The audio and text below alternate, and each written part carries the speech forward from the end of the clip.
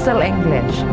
I'm your host, Ruth Alido, welcoming you aboard Flight 409. You are just in time for adventure and fun with recreatory reading.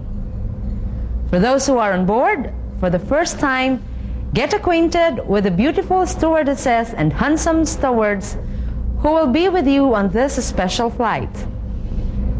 Our special flight has been named Recreation, the pet project of our friend, Mr. Reading. On board the plane are magazines, newspapers, paperbacks, all kinds of printed materials to keep you company on your journey. We also have a lot of picture books, pop-ups, and storybooks for the very young. You may go over the wide selection of reading materials and choose those which interest you most. We promise you fun and adventure in your seats as you relax and get rid of your tension. Yes, reading friends, although there are many printed materials you must read, some of which are hard to digest, there are also many which will keep you in a cheerful frame of mind. In school, reading in the classroom does not always mean serious study. Interest and enjoyment rank high in the making the reading hour a time for fun.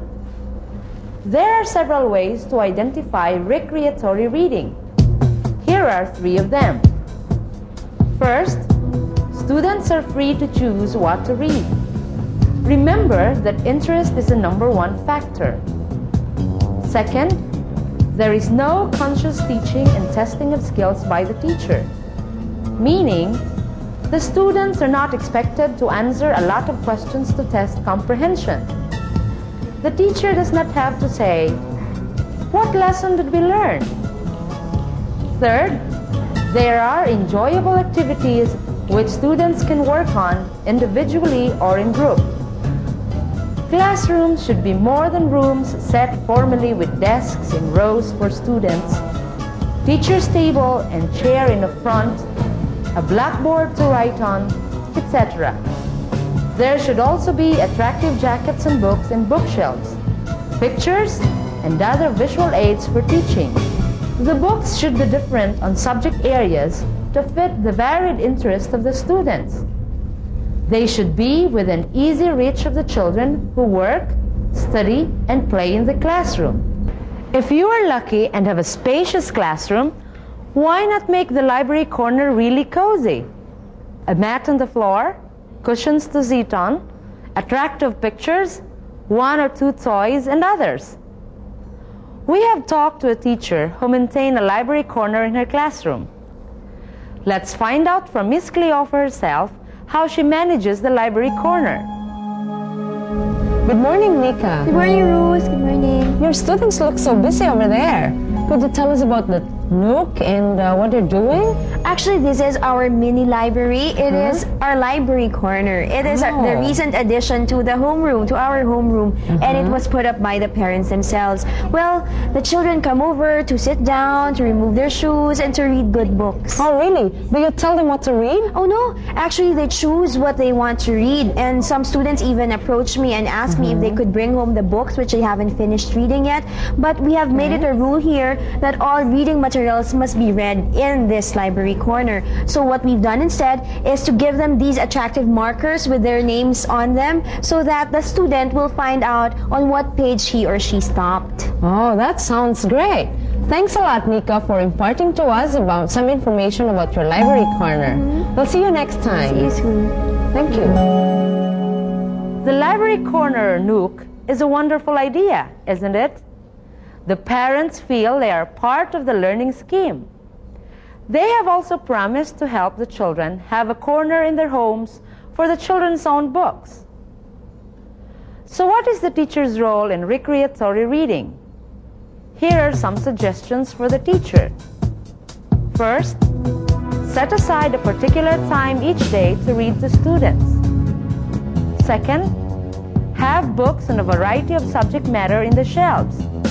Try to get books on the special interests of each class. Third, involve the students in magazine and newspaper reading. Have room subscriptions of newspaper if possible. Fourth, Give time for important discussions about interesting information gleaned from magazines or newspapers. Fifth, establish a reading corner or center. This center can include educational games. Sixth, encourage children to read a variety of reading selections. There should be different types of literature in shelves. Labels include biography, science fiction, fairy tales, sports, and humor. Do you have a sense of humor? Teachers should, you know. If you don't, you have to cultivate one to keep you young. You know the old adage, a smile all day keeps the wrinkles away. Well, anyway, most people have 5 senses: sight, smell, hearing, taste, and touch. A teacher must have more than 5 senses. 2 of these extras are sense of humor and common sense. How do we incorporate sense of humor and common sense in developing students' comprehension skills? We'll find out when we return.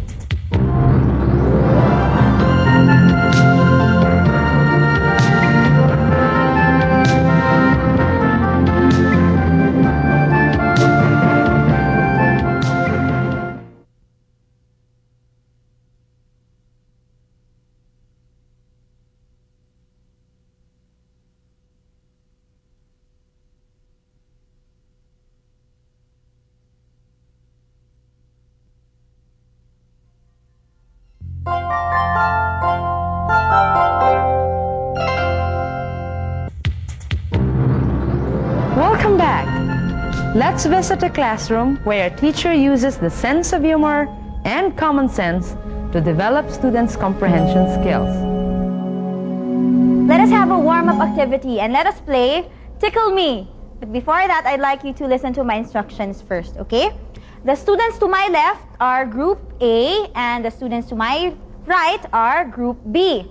The object of the game is to answer as many riddles as you can. And then each correct answer means 1 point for your group. Okay? Quietly read the riddle on each flashcard that I'm going to show you. And then if you know the answer, stand up and then answer. Okay? And if your answer is correct, then you get 1 point for your group. Class, understood that? Yes, Mom. Very good. Now let us try one. Are you ready? Go. And why? Very good. Very good, Ishmael. Now, I think you are just about ready for our game. Class, remember to stand up whenever you recite, okay? Or whenever you answer, okay? This is the first riddle. Yes! E. Michael. E. Correct. Riddle number 2. Yes? W. Very good. Very good, Joanna. Riddle number 3. Yes, Katrina? Water. Sorry, that's not the right answer. Yes, Kian. Tennis ball. Very good. Quick thinking. Now, how about riddle number 4? Yes? Mom in the ground, of course. All right. Good, Angela. And the last riddle. Yes? Voice, Mom. Very good, Jeremiah. I think Group A1, you have 3 points, whereas Group B has 2 points. Congratulations, Group A. Let's give them